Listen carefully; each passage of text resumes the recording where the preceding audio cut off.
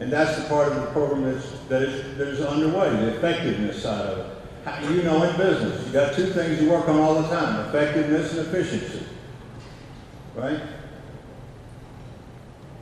Doing the right things, doing things right. I told people when I was at FedEx, you go to any station around the world, you get on there in the morning at 5:30 when all the couriers are getting ready to go out, and later after they left, you talk to the managers. And always the young men, not always, but many times the young manager, Mr. Barksdale, what do you want? Better service, lower cost.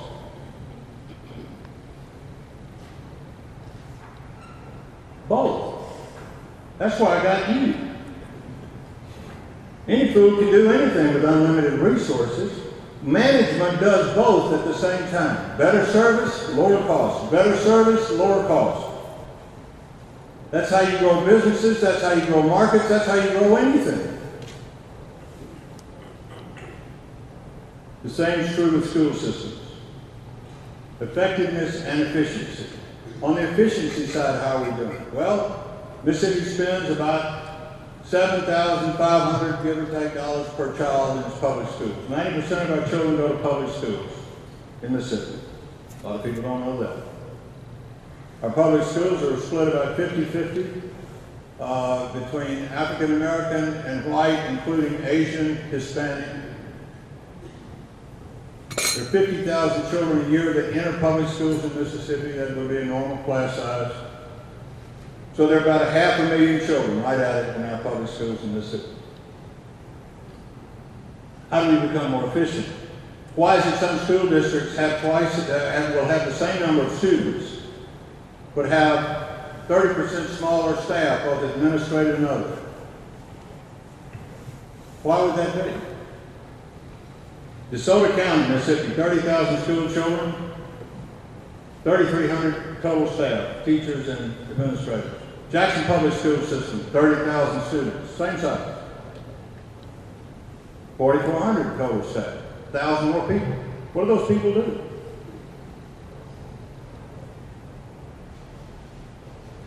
DeSoto County has a higher grade on their Mississippi curriculum test than Jackson Public Schools, which is, this past year was rated as at risk of failure.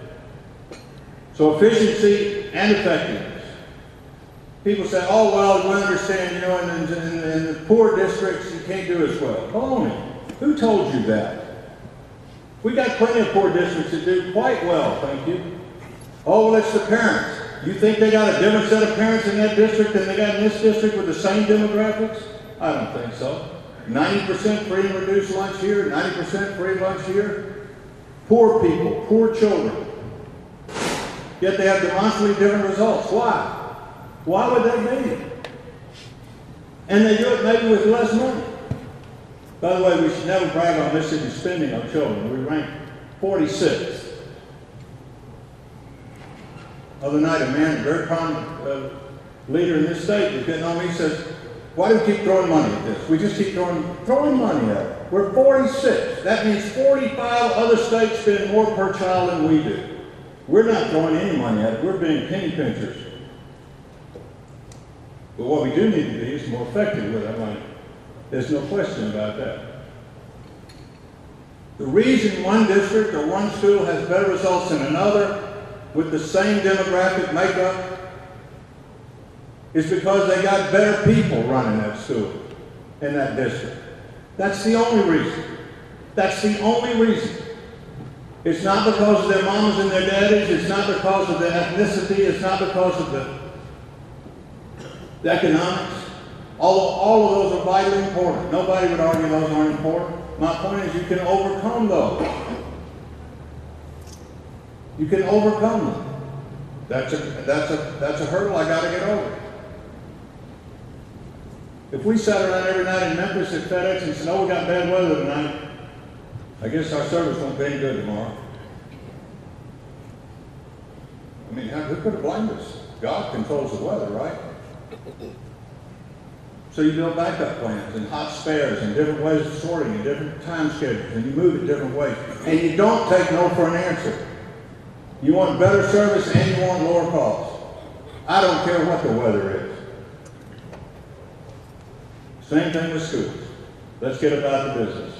There are 4 things laid out in the Blueprint Mississippi document that's just come out that I encourage you to look at. It's on the web. It's being published, I think, next week in its print form.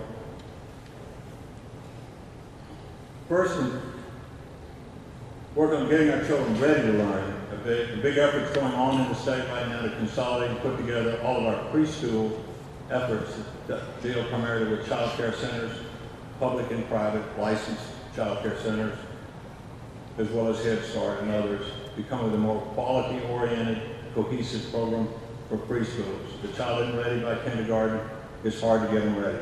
A child from a poor background will have 30 to 40 million fewer words by the time they reach the age of 5. And you want them to catch up. There are a lot of reasons for this, a lot of work going into it, not necessarily that expensive a program. If done correctly, we're underway with that. The second is to improve teaching. The difference is in the people. Higher scores for entering our teaching colleges, we're implementing now.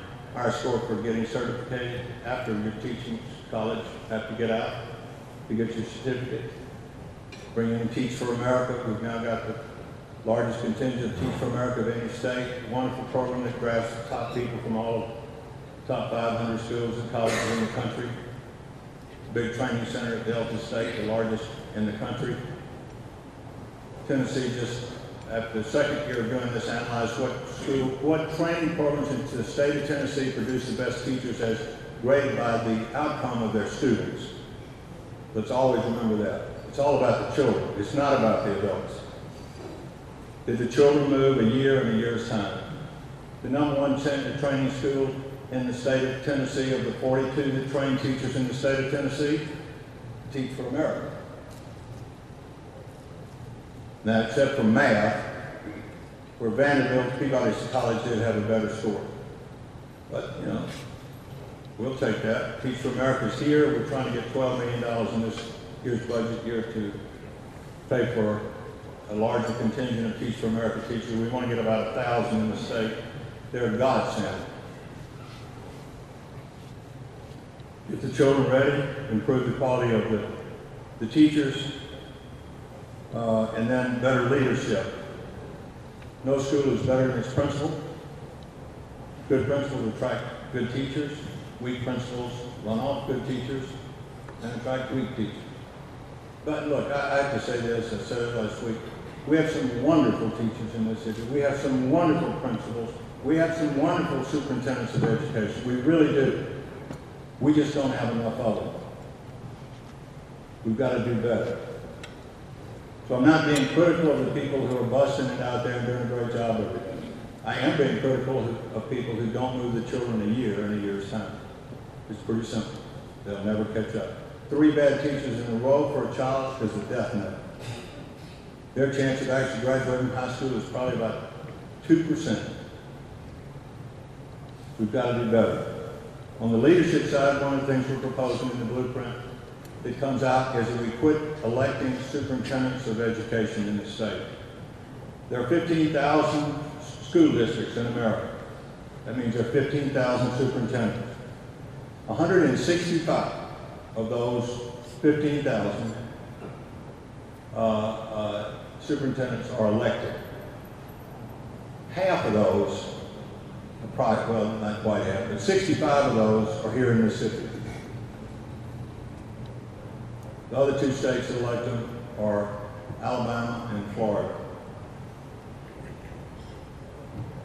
I'm not saying we don't have some wonderful elected superintendents. We do. That district I just mentioned, DeSoto County, Harrison County, some others.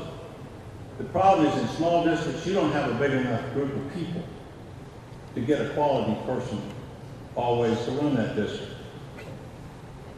If you were running a business and you say you can only hire people who live within 50 miles of that office to manage the business, you wouldn't do so well. Maybe they are. Fine.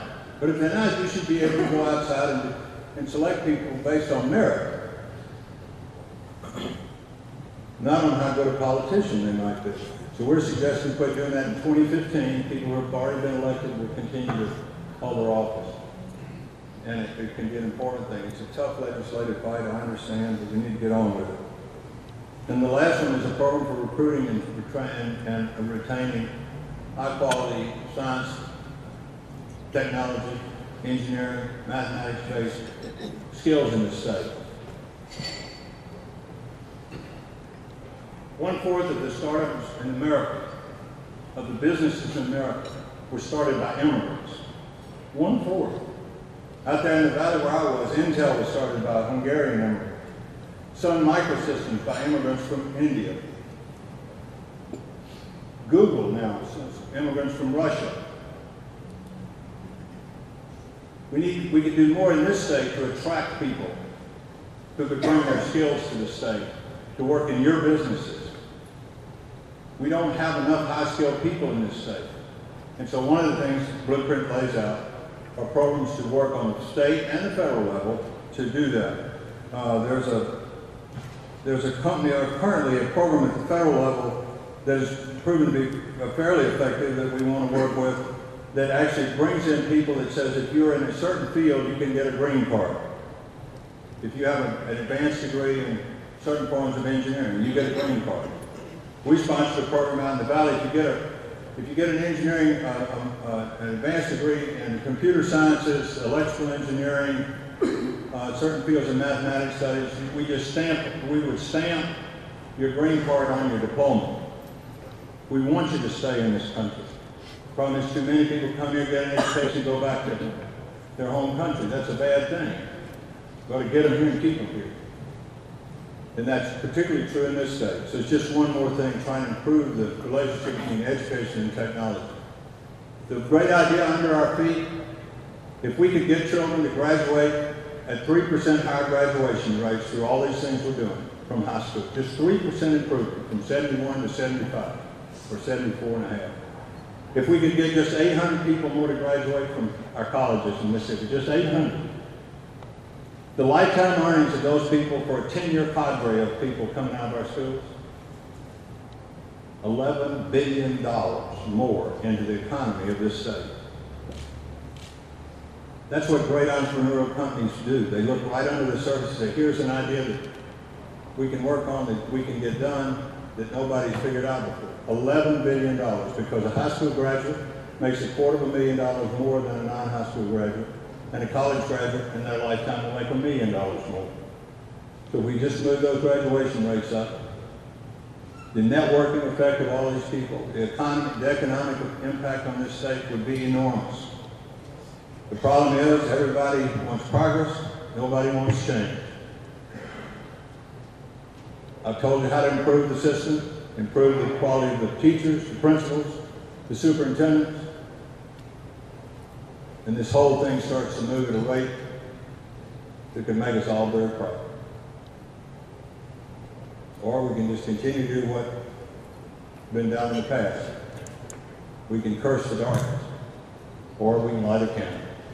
Thank you all very much. Appreciate your time.